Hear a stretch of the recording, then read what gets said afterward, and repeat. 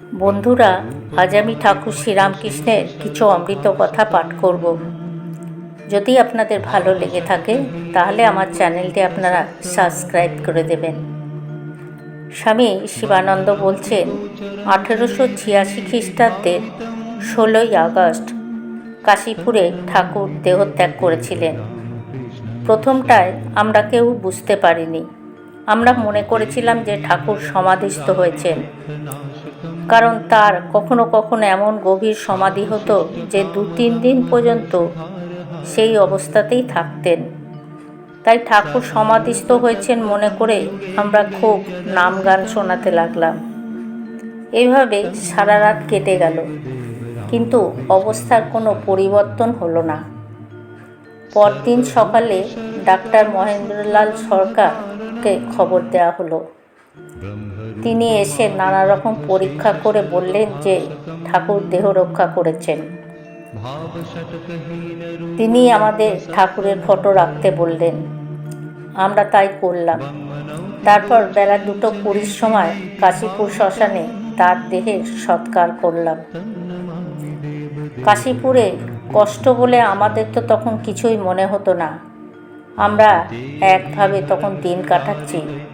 ঠাকুরের সেবা, ধ্যান, জপ, তপস্যায় এত মত্ত হয়ে থাকতাম যে দিন কোন রাত কোন দিক দিয়ে চলে যেত আমাদের হুঁশই থাকতো না। সে একটা সময় গেছে। ঠাকুরের দেহত্যাগের পর আস্তে আস্তে প্রায় সকলেই বাড়ি গেলেন, কিন্তু আমি আর লাটু গেলাম না। স্বামীজিও বাড়ি গেলেন, কিন্তু সর্বদাই যাতায়াত করতেন এবং খবরাখবর নিতেন। ঠাকুরের ভরসাদি রাখা হয়েছিল, তাই আমরা রোজ পূজা করতাম। আমরা তখনও কাশীপুরের বাগানেই আছি, কারণ সেই মাসের ভাড়ার দরুন তখনও কয়েকদিন বাকি ছিল।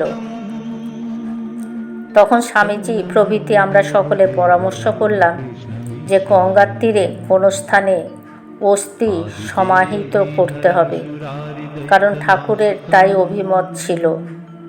কিন্তু তেমন স্থান খুঁজে পাওয়া গেল না। এদিকে রামবাবু ওইসব অস্থি কাকরগাছিতে নিয়ে যাবার উদ্যোগ করতে লাগলেন, কিন্তু আমাদের সকলে মনের খুব কষ্ট হতে লাগলো, বিশেষ করে এই ভেবেই যে তাহলে ঠাকুরের ইচ্ছা পূর্ণ করা হলো না। আমরা বলরামবাবুকে খবর দিলাম যে তিনি যেন একটা মেটে কলসি নিয়ে আসেন। খবর পেয়ে তিনি এলেন। আমরা সেই রাত্রেই ভস্ম থেকে সব অস্থি বার করে নিয়ে মেটে কলসিতে ভরে কাদা দিয়ে মুখ বন্ধ করে কলসিটি বলরামবাবুর বাড়িতে পাঠিয়ে দিলাম। তাদের বাড়িতে নিত্য ঠাকুর সেবা হতো, সেই সঙ্গে ঠাকুরের অস্থিরও পূজা হতে লাগলো। রামবাবু ইতিমধ্যে যে অবশিষ্ট ভস্ম ছিল তাই কাকরগাছিতে নিয়ে গেলেন। অস্থি বার করে নেওয়ার কথা আমরা তাকে কিছু বলিনি। তিনি তখনও কিছুই জানতে পারেননি। সেই অস্থিই এখন মঠে নিত্য পুজো হচ্ছে। স্বামীজি নিজে মাথায় করে কৌটো সমেত অস্থি মঠে নিয়ে আসেন। ঠাকুরের সেই অস্থির কৌটোকে স্বামীজি আত্মারামের কৌটো বলতেন। আমরাও তাই বলি। ঠাকুর স্বামীজিকে বলেছিলেন, তুই মাথায় করে নিয়ে আমায় যেখানে বসাবি আমি সেইখানেই থাকব। যেদিন এই মঠ প্রতিষ্ঠা হলো সেদিন স্বামীজি আত্মারামকে নিজে মাথায় করে নিয়ে এলেন এবং মঠে স্থাপন করলেন। পূজা, হোম, ভোগ রাগ খুব হয়েছিল। আমি ঠাকুরের ভোগের পায়েস রান্না করেছিলাম। ঠাকুরকে মঠে বসিয়ে স্বামীজি বলেছিলেন, আজ আমার মাথা থেকে জীবনের সবচাইতে বড় দায়িত্ব নেমে গেল। এখন আমার শরীর গেলেও কোনো ক্ষতি নেই। তারপর থেকে এখানে সব ভজন সাধন আত্মারামকে কেন্দ্র করে।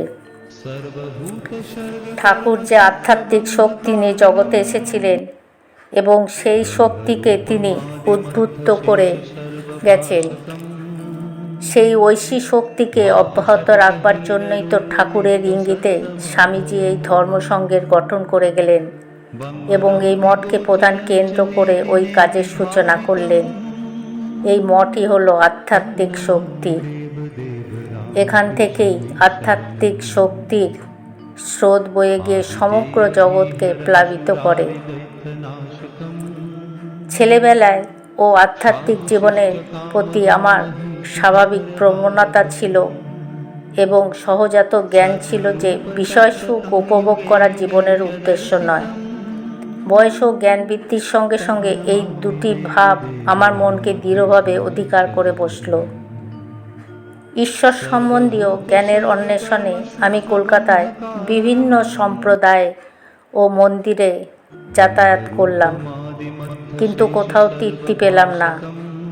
এদের মধ্যে কেউই বৈরাগ্যের মহত্বের কথা দৃঢ়ভাবে বললেন না এবং কারোর যথার্থ আধ্যাত্মিক জ্ঞান ছিল না।